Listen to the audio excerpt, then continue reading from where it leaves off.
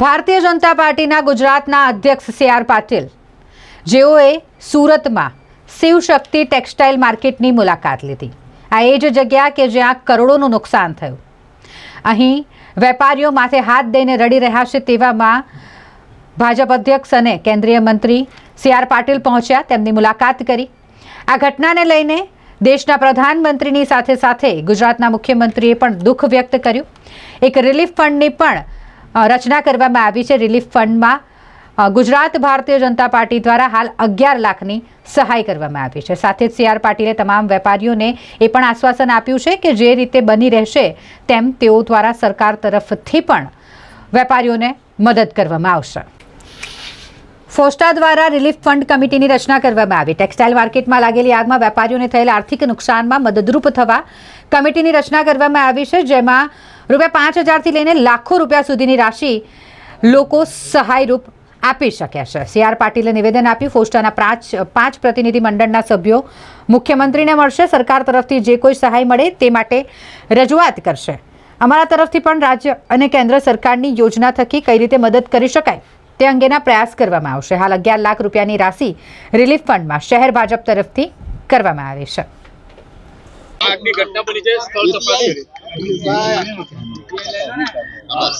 સુરત શહેરના જે મોટા મોટા માર્કેટો છે એ પૈકીનું શિવશક્તિ માર્કેટ લગભગ 800 થી 850 જેટલા દુકાનો સાથેનું એક માર્કેટ છે ને એની અંદરના વેપારીઓ વર્ષોથી અહીંયા બિઝનેસ કરે છે। સ્વાભાવિક છે, સુરત શહેરના માર્કેટોની અંદર ભીડો પણ છે। લોકોને પોતાના માલ મૂકવા માટે જગ્યા ઓછી પડતા હોવા છતાં પણ લોકો એમાંથી રસ્તો પણ કરતા હોય છે, પરંતુ અચાનક લાગેલી આગને કારણે વેપારીઓને ખૂબ મોટું નુકસાન થયું છે। કરોડો રૂપિયાનું નુકસાન થયું છે અને એટલા માટે સુરત શહેર અને સુરતના શહેરીજનો સહિત બધા જ લોકો એમના માટે ચિંતિત પણ છે। હું એવું માનું છું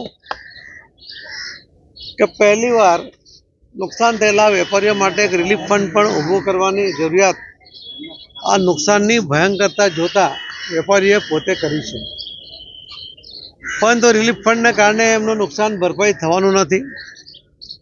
અનઓર્ગેનાઇઝ આ બિઝનેસ હોવાને કારણે એમની પાસે પૂરતા પ્રમાણમાં ઇન્સ્યોરન્સ પણ નથી। હવે ધીમે ધીમે એમાં કેટલા ટકા એમની પાસે ઇન્સ્યોરન્સ છે, કેટલું નુકસાન એમને થયું છે, એમાંથી શું વળતર મળી શકે એને પણ સેટલ કરી રહ્યા છે। સ્ટેબિલિટી રિપોર્ટ હમણાં તો ઉપર જવા માટે ના પાડી છે, પરંતુ કદાચ આખું માર્કેટ ડિમોલિશ કરીને નવેસરથી બનાવી અને નવા નિયમ મુજબ જો એને વધારે બાંધકામ મળે નિયમ મુજબ તો આ માર્કેટના વેપારીઓને પોતાની નવી દુકાન પણ મળે અને ખર્ચ પણ ના કરવો પડે। પરંતુ એ ઉપરાંત પણ એમને જે નુકસાન થયું છે જે માલનું એ પણ ખૂબ મોટું નુકસાન છે અને એમાંથી શું રસ્તો નીકળી શકે એના માટે પ્રયત્ન કરી રહ્યા છે। અહીં municipal commissioner, police commissioner, collector સહિત બધા જ અધિકારીઓ, બધા ધારાસભ્યો, પદાધિકારીઓ, મેયરશ્રી પોતે પણ બનાવના સ્થળે સ્ટેન્ડિંગ ચેરમેનને બધા તરત પહોંચ્યા હતા। વેપારીઓને પોતાને પણ સરકાર તરફથી કરવામાં આવેલા પ્રયત્નોને કારણે સંતોષ પણ છે, પરંતુ આગની ભયંકરતાની સામે કદાચ આપણે ટાંચા પડ્યા હતા, એના કારણે આપણે બહુ નુકસાનમાંથી અમને બચાવી શક્યા નથી। પણ સૌથી સાંત્વના લેવાય જે વાત છે એમાં એક પણ જાનહાનિ થઈ નથી। વર્ષો પહેલાં ઉના કુમારિયા રોડ ઉપર એક ખુલ્લામાં જ્યારે આગ લાગી હતી, જે તે વખતે માનનીય પ્રધાનમંત્રી શ્રી મોદી સાહેબે ફોન પર જ સૂચના આપી હતી કે આ એક માર્કેટ ખુલ્લામાં છે અને છતાં આ આગને કાબૂમાં લઈ શકતા નથી, તો બાકીની માર્કેટો તો ગલીઓમાં છે, ત્યાં જો કંઈક થાય તો શું થાય।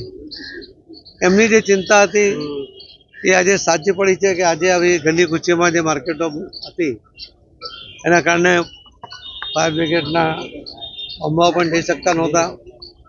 ઘણા બધા કમ્પાઉન્ડ વોલ તોડીને ખૂબ જોખમ લઈને ફાયર બ્રિગેડના સૌ કર્મચારી અને અધિકારીઓએ આમાં આગ બુઝાવવાનો પ્રયત્ન કર્યો છે. એમાં રિલાયન્સ, એમએનએસ, અદાણી સહિતની અનેક જે કંપનીઓ, મોટી મોટી કંપનીઓ જેમની પાસે જે ફાયરના સાધનો હતા એ બધા જ એમણે અહીં મદદ માટે પણ મોકલ્યા. એના કારણે પણ આગ ઓલાવવામાં થોડી મદદ મળી છે, પરંતુ નુકસાનને અટકાવી શકાયું નથી. અમારા પ્રયત્ન છે કે આમાં એમને શું મળી શકે એના માટે આજે કોઈ પ્રોમિસ નથી કરતા, પરંતુ ગુજરાત સરકાર, માનનીય મુખ્યમંત્રી શ્રી ભૂપેન્દ્રભાઈ પટેલ પોતે પણ અને માનનીય પ્રધાનમંત્રી શ્રી નરેન્દ્ર મોદી સાહેબ પણ આમાં ચિંતિત છે. અને જે કંઈ યોજનાઓ છે એમાંથી અમને જે કંઈ લાભ આપી શકાતો હશે એને આપવા માટેનો પ્રયત્ન કરીશું. વેપારીઓને પણ ભરોસો છે કે સરકાર અને ભારતીય જનતા પાર્ટી પણ એમની સાથે ઊભી છે અને જરૂર એમાં એમને રાહત થાય એ પ્રકારના પ્રયત્નો અમે કરીશું. આપ સૌએ પણ આગની જે ભયંકરતા હતી એ ભયંકરતાને લોકો સુધી પહોંચાડવામાં અગત્યનો ભાગ ભજવ્યો છે. પ્રિન્ટ અને મીડિયાના તમામ લોકો, ઇલેક્ટ્રોનિક મીડિયાના લોકોએ પણ જોખમ લઈને નજીક જઈને અમે જે રીતે વિઝ્યુઅલ